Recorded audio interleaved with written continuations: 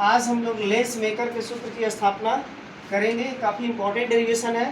तो ये कैसे लेंस मेकर का सूत्र हम लोग स्थापित कर पाएंगे, इसको आप सभी लोग ध्यान से देखिए। काफ़ी इंपॉर्टेंट डेरिवेशन है। तो यहाँ एक वस्तु मुख्य अक्ष पर हमने रखा है और इस वस्तु से कोई प्रकाश किरण पहले पृष्ठ या अपवर्तन के पश्चात प्रतिबिंब आई डैश बनाएगी। फिर ये आई डैश जो प्रतिबिंब है ये दूसरे पृष्ठ के लिए वस्तु का काम करेगा और वह उसका प्रतिबिंब आई पर प्राप्त होगा। इस तरह से वस्तु ओ का प्रतिबिंब आई डैश है और आई डैश द्वितीय पृष्ठ के लिए वस्तु का कार्य कर रही थी, इसीलिए इसका प्रतिबिंब आई है। तो इस प्रकार यहाँ इंडिकेशन आपने देखा यू से लेंस पहले पृष्ठ की दूरी यू और यहाँ से भी ये भी डैश और चूंकि ये मोटाई टी है इसीलिए रिमेनिंग जो डिस्टेंस होगा वो भी डैश माइनस क्या होगा टी होगा। तो ये फिगर आप बिल्कुल स्पष्ट देख पा रहे हैं।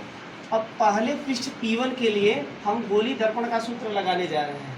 तो गोली दर्पण के अपवर्तन का सूत्र क्या होता है, सबको पता है, n/v - 1/u = n - 1/r। ठीक है, इस दर्पण के सूत्र को हम यूज करेंगे।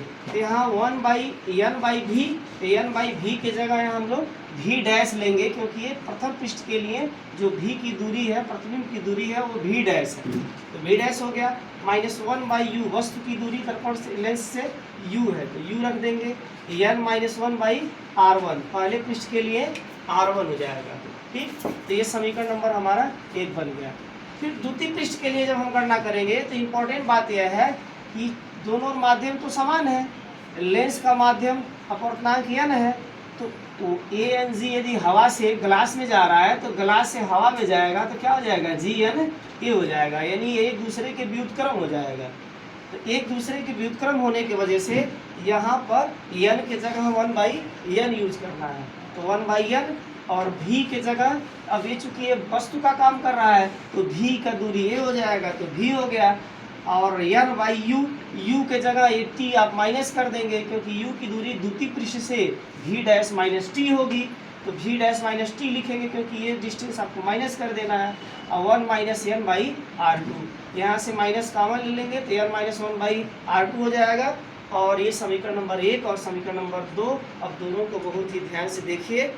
ये दोनों जो समीकरण है अब इन दोनों को केवल जोड़ना है। जैसे आप जोड़ेंगे तो ये n/v डैश यहाँ n/v डैश, ये माइनस में प्लस में दोनों कैंसिल हो जाएगा और 1/u और 1/v यहाँ बचेगा, 1/v पॉजिटिव में बचेगा, 1/u निगेटिव बचेगा और इधर n - 1/r1 और इधर जोड़ेंगे तो -n - 1/r2 हो जाएगा। यहाँ से n - 1 कॉमन ले लेंगे तो 1/r1 - 1/r2 मिल जाएगा। अब इसके बाद यदि वस्तु अनंत पर हो तो v बराबर f होगा और u बराबर ∞ हो जाएगा। यदि मान लें कि वस्तु अनंत पर है तो v की जो वैल्यू, जो प्रतिबिंब की दूरी होगी, f के बराबर हो जाएगी और u की वैल्यू ∞ हो जाएगी। तब यहाँ यदि हम v की जगह f रख दें और u की जगह ∞ रख दें तो फाइनली हमारा मिलेगा 1/f बराबर n - 1 1/r1 - 1/r2। यही लेंस मेकर का सूत्र है और काफ़ी इंपॉर्टेंट है। सभी लोग इसे अच्छे से तैयार करेंगे। इसमें एक दो इक्वेशन बनाना इंपॉर्टेंट है, इक्वेशन नंबर फर्स्ट और इक्वेशन नंबर सेकेंड। जैसे इक्वेशन फर्स्ट और इक्वेशन सेकेंड आपने बनाया, यहाँ मोटाई 0 ले लेते हैं, टी की वैल्यू 0 ले लेते हैं क्योंकि टी ये लगभग में बहुत पतला लेंस है, इसीलिए इसको लगभग 0 के बराबर मान लिया जाता है। तो एक बार दोनों इक्वेशन को ध्यान से देखिए। n/v डैश, v डैश यहाँ से यहाँ तक का दूरी, प्रतिबिंब की दूरी v डैश होगी क्योंकि वस्तु ये है, इसका प्रतिबिंब i डैश यहाँ बना। फिर 1/u, u हमारा वही होगा वस्तु की दूरी, n - 1/r1 पहले की त्रिज्या r1। फिर दूसरे वाले में आ जाएंगे तो n के जगह 1/n ले लेंगे और v हमारा प्रतिबिंब की दूरी v है और वस्तु की दूरी यहाँ v डैश माइनस टी हो जाएगी।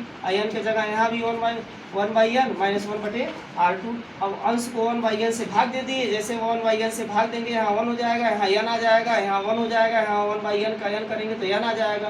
ठीक है, अंश में भाग दे दिया। फिर यहाँ बचा t को 0 कर दिया। t को 0 करने के बाद 1/v - n/v डैश बराबर -n - 1/r2 मिला और यही इक्वेशन फर्स्ट और सेकेंड जिसने बना लिया उसका डेरिवेशन कंप्लीट है।